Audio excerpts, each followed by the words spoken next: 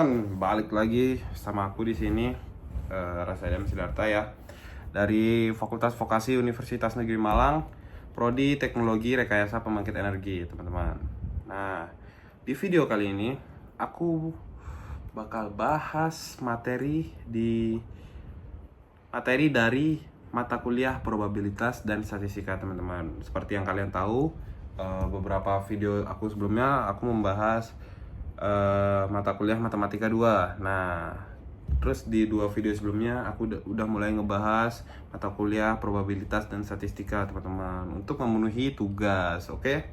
Jadi di video aku kali ini aku bakal ngebahas materi yaitu uji hipotesis, teman-teman. Nah, uji hipotesis pada suhu turbin, teman-teman. Oke. Jadi biar nggak berlama-lama, kita langsung aja masuk ke videonya. Oke. Jangan lupa, let's go. Jadi kita sekarang udah masuk ke materi pembahasannya ya.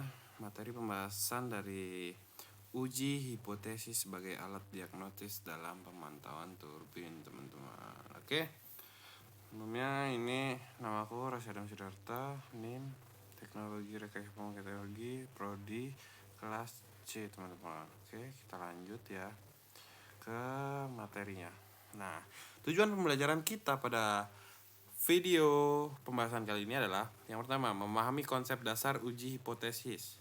2. Menjelaskan langkah-langkah pengujian hipotesis statistik. 3. Menerapkan uji hipotesis pada data suhu start turbin ya. Yang keempat, menggunakan hasil uji untuk mendukung keputusan operasional. 5. Menghubungkan konsep statistik dengan dunia energi. Oke. Jadi itu tujuan pembelajaran kita pada video kali ini. Kita lanjut. Nah, ini aku mau jelasin sedikit ya. Tulisannya banyak, tapi kalian bisa baca aja. Ini dengerin aku juga boleh. Pengantar uji hipotesis. Uji hipotesis adalah salah satu metode statistik yang digunakan untuk menilai apakah suatu pernyataan tentang parameter populasi dapat diterima atau harus ditolak berdasarkan data sampel yang tersedia, teman-teman.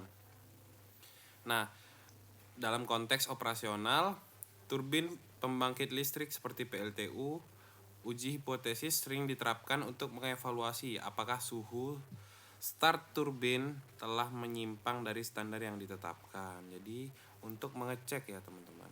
Nah, melalui proses ini operator dapat menentukan apakah perbedaan antara data aktual dan nilai referensi terjadi secara kebetulan atau mencerminkan kondisi sistem yang sebenarnya. Nah, selanjutnya, uji ini melibatkan formulasi hipotesis 0 atau H0 dan alternatif H1.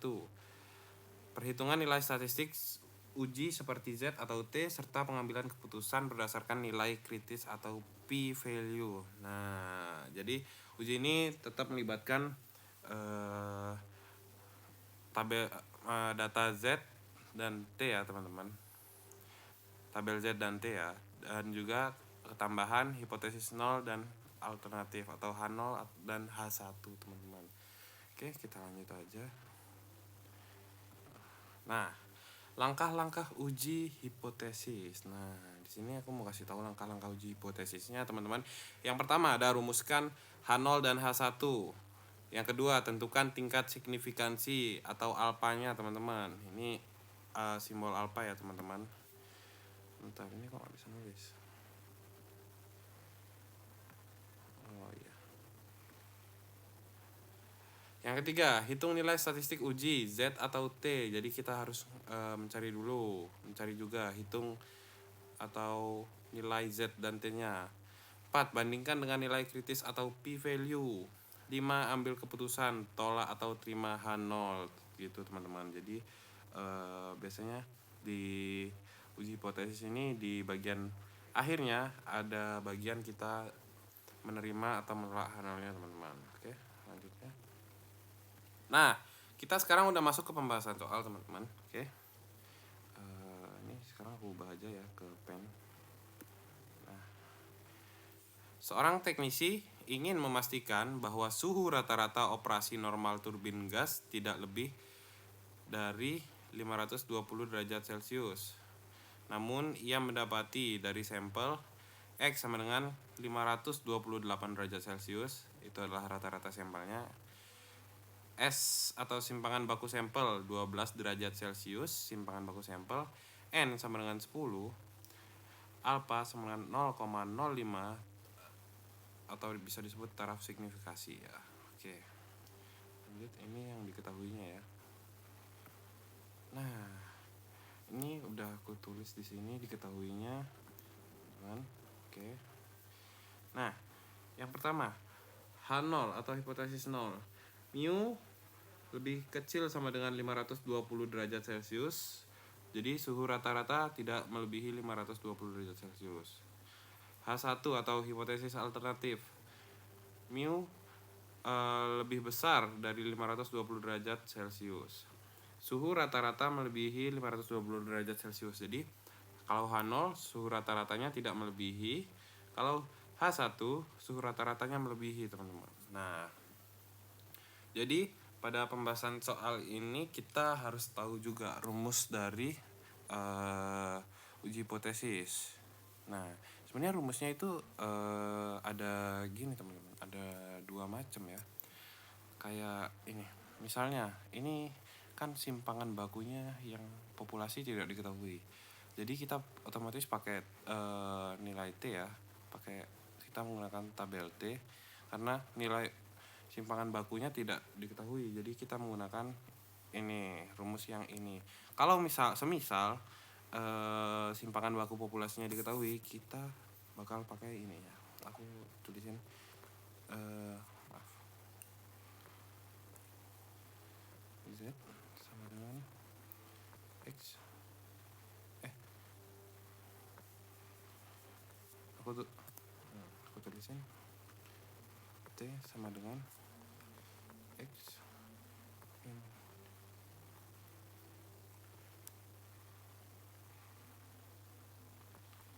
min mu 0 dibagi. Ini pakai simpangan baku, teman-teman. Nah, simpangan bakunya dibagi akar N. Nah, gitu teman-teman. Jadi simpangan baku populasi yang dipakai, semisal nilai simpangan baku populasinya diketahui. Karena ini tidak diketahui, kita gunakan simpangan baku yang sampel, teman-teman. Oke. Nah, jadi kita bisa langsung tulisin dari jawaban dari rumus ini ya. Dari rumus ini bisa kita langsung tulis. Jadi kalian harus tahu dulu apa sih rumusnya, rumus uji hipotesisnya ya. Ini kalian harus tahu dulu. Nah, itu bisa langsung kita tulisin sesuai soal tadi dan yang diketahuinya ya, yang udah aku lingkarin ini dengan gaya penulisannya seperti X-nya berapa? Ini X-nya 528 ya, teman-teman. X-nya 528. Min mu 0 yaitu 520. Nah, kita tulis 520 di sini.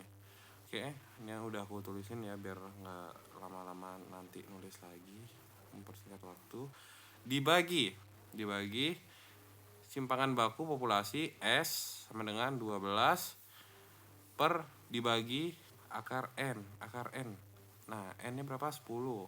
Akar 10. Oke, sama dengan. Nah, ini setelah kita hitung ya. Yaitu hasilnya 528 kurang 520 sama dengan 8 per dibagi 3,79. Nah, hasilnya itu adalah ini, teman-teman. 2,11. Kalau kalian nggak percaya, coba hitung dulu di kalkulator, silahkan.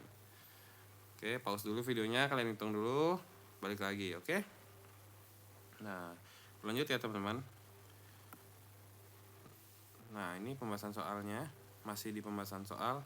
Setelah dari langkah tadi, kita harus menentukan nilai kritis dari tabel T, teman-teman.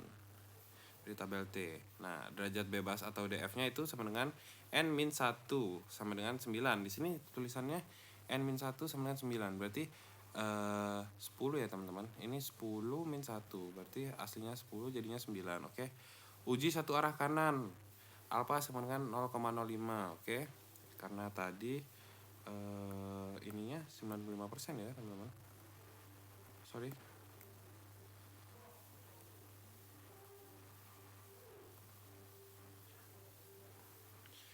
Uji satu arah kanan, alfa sama dengan 0,05 ya teman-teman. Nah, dari tabel distribusi T untuk DF sama dengan 9 dan alfa sama dengan 0,05, kita bisa dapatkan T 0,05,9 sama dengan 1,833 teman-teman. Nah, jadi dalam tabel T hasil dari ini adalah ini 1,833. Nah, sekarang kita bandingkan dan ambil keputusan. T yang kita hitung tadi yang di slide sebelumnya ini dari rumus ini adalah 2.11 teman-teman. Nih ya, 2.11. Nah, di sini 2.11. Nah, T dari tabel T adalah 1.833. Nah, ini udah janggal teman-teman. Jadi T yang kita hitung lebih besar dia dari T tabel, yaitu 1.833. Karena T hitung lebih besar dari T tabel, maka hasil akhirnya adalah menolak H0 teman-teman. Hasil akhirnya adalah menolak H0. Jadi terdapat bukti yang cukup kuat pada tingkat signifikansi 5% untuk menyatakan bahwa suhu rata-rata melebihi 520 derajat Celcius teman-teman. Nah, ini akan membuat suhu turbin saat ini berpotensi terlalu tinggi dari batas operasi yang diharapkan ini. Nah, yang kedua, hal ini dapat berdampak pada efisiensi, daya tahan material, atau keamanan sistem teman-teman. Nah, kita lanjut ke interpretasi hasil. Dari analisis di atas kita menemukan bahwa hasil pengukuran sampel menunjukkan suhu rata-rata suhu rata-rata 528 derajat Celcius yang secara statistik signifikan lebih tinggi dari ambang batas 520 derajat Celcius. Karena kita menggunakan ukuran sampel kecil N sama dengan 10 dan simpangan baku populasi tidak diketahui ya, kita menggunakan distribusi T-student untuk mengakomodasi ketidakpastian yang lebih tinggi. Nah, penolakan hipotesis 0 menunjukkan bahwa peningkatan suhu ini bukan sekedar fluktuasi acak. Dalam konteks operasional pembangkit, ini bisa menjadi indikator adanya masalah sistem pendingin, efek degradasi komponen, atau pengaturan parameter operasi yang kurang optimal. Nah, tindakan peninjauan dan kalibrasi ulang mungkin diperlukan untuk memastikan efisiensi jangka panjang dan keselamatan sistem, teman-teman. Nah, jadi interpretasi hasil dari pembahasan kita di atas adalah seperti ini ya teman-teman. Nah, implikasi hasil dalam dunia energi. Peningkatan suhu bisa mengindikasi beban kerja lebih tinggi teman-teman. Nah, beban kerja akan lebih tinggi jika ada peningkatan suhu yang berlebih seperti tadi ya. Jadi suhu rata-rata suhu yang didapat lebih dari suhu rata-rata. Oke.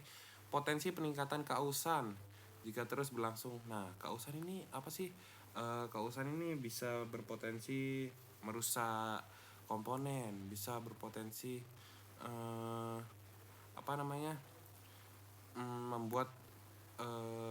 membuat komponen tidak maksimal teman-teman. Jadi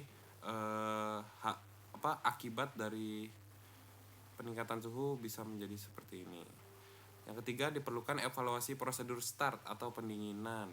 Nah, yang keempat, data statistik mendukung perawatan preventif teman-teman. Oke, kita lanjut slide berikutnya. Nah, ini aku kasih visualisasi grafik uji hipotesis teman-teman. Nah, di garis hitam ini teman-teman, hitam lurus ini merupakan rata-rata sampel ya.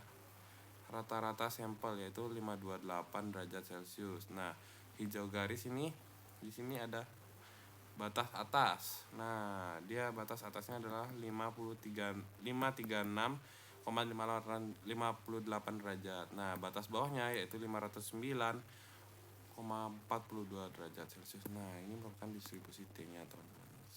Oke. Kita lanjut. Nah, kita udah sampai di penghujung slide, teman-teman, di slide yang paling akhir. Terima kasih banyak bagi teman-teman yang udah menonton video pembahasan ini sampai akhir. Semoga video ini bermanfaat buat kalian ya. Aku berharapnya begitu. Dan apa lagi ya, mungkin cukup itu saja di video pembahasan kali ini. Oke, terima kasih semuanya, bye bye. Nah, itu dia teman-teman, kita udah selesai ngebahas materi pembahasan soal atau apapun itu yang ada di materi mata kuliah probabilitas dan statistika, yaitu uji hipotesis teman-teman. Nah, gimana menurut kalian? Seru? Senang? Atau jadi pusing gara-gara mikirin mata kuliah ini? Nah, jadi apapun itu apapun itu rasanya, kita harus tetap semangat ya teman-teman. Jadi aku juga merasa aku belum terlalu bagus untuk memahami mata kuliah ini. Jadi aku masih belajar sama seperti kalian. Makanya kalau kalian ada pendapat, ada saran, ada sanggahan untuk video pembahasan tadi, silahkan komen di kolom komentar. Aku bakal balas komenan kalian. Jadi jangan enggan untuk komen, oke? Terima kasih buat semuanya yang udah nonton. Semoga semuanya bermanfaat, oke? Aku pamit dulu, bye bye. Let's go.